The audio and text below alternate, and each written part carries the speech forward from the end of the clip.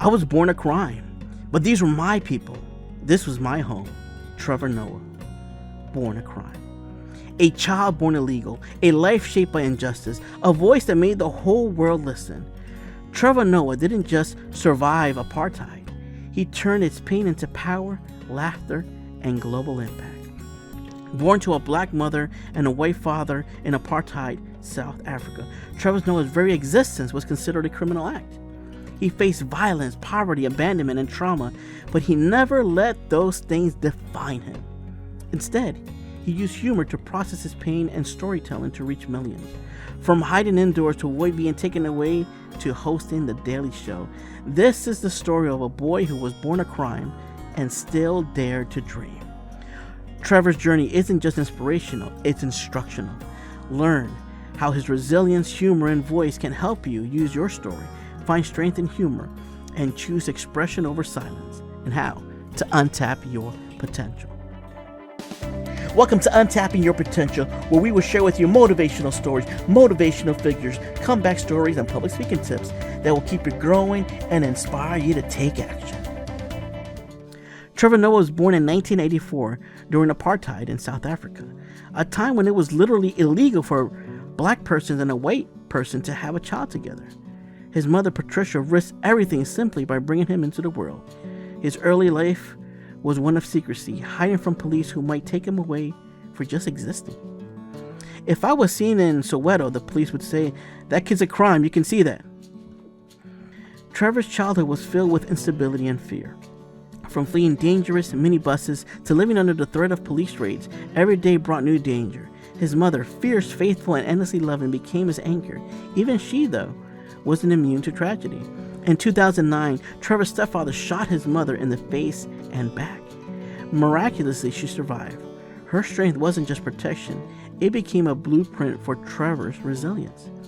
Humor wasn't a luxury for Trevor, it was survival. He used comedy to diffuse threats, bridge social gaps, and give voice to things others were afraid to say. He mimicked voices, invented characters, and made friends laugh. Not to escape the truth, but to translate it. What began as protection soon evolved into performance. At 18, Trevor was arrested and jailed for a week driving a junk car with mismatched plates. Though he eventually released, the experience reminded him of how quickly systems could criminalize someone like him. He never told his mother about where he was. He told her he was staying at a friend's place. Ironically, she was the one who ended up hiring a lawyer and posting his bail without him knowing. Later, he'd write about the absurdity and injustice with razor-sharp humor, turning pain into perspective. Trevor's rise in South Africa comedy wasn't just about being funny. It was about being fearless. He spoke multiple languages, impersonated politicians, and confronted racism with biting wit. By 2015, he'd done the unthinkable, taking the reins from Jon Stewart as host of The Daily Show. Critics doubted him, but Trevor didn't just meet expectations, he reshaped the show in his own voice, turning it into a global platform for comedy with conscience. Trevor's 2016 memoir, Born a Crime, wasn't just a bestseller, it was a cultural phenomenon.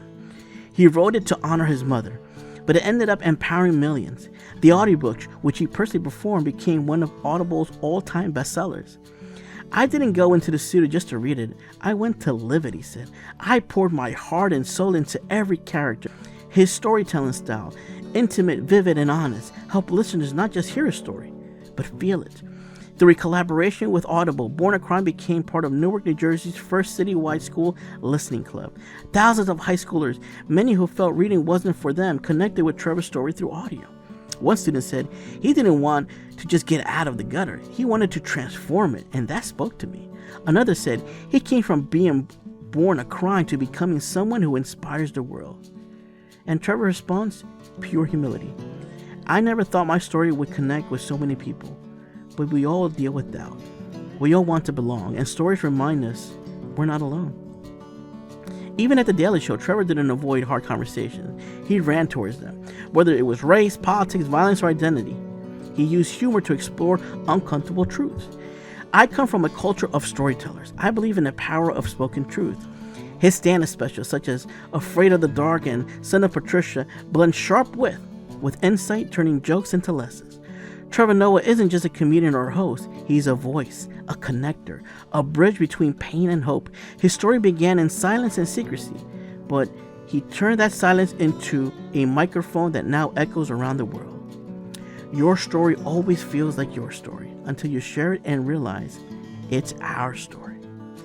Nowadays, Trevor Noah continues to be a prominent voice, using his platform to engage with social and political issues through various mediums.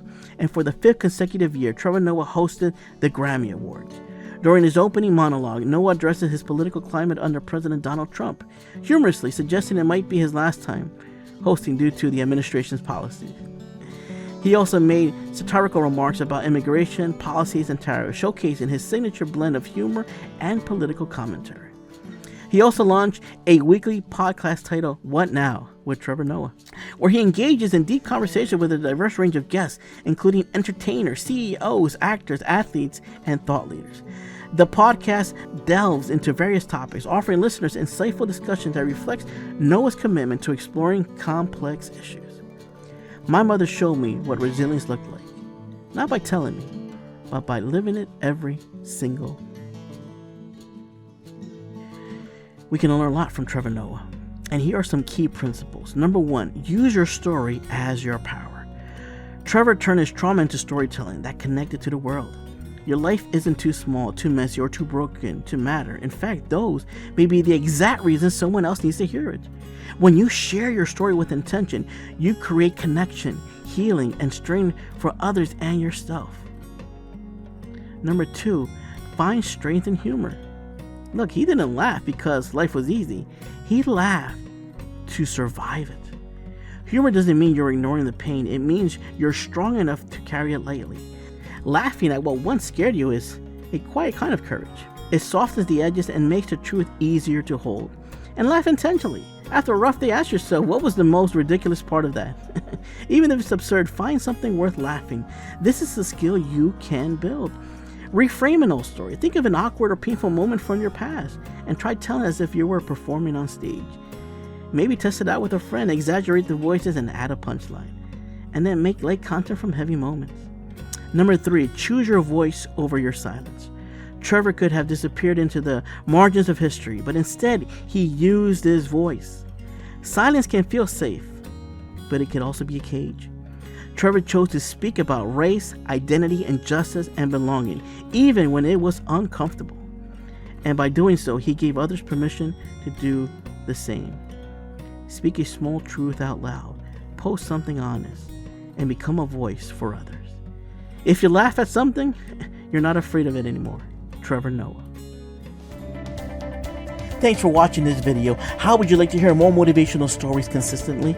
Do me a favor and support the channel by sharing and commenting below. And please make sure to like and hit that subscribe button to get the latest update. Soon, you will be on your way to feeling inspired.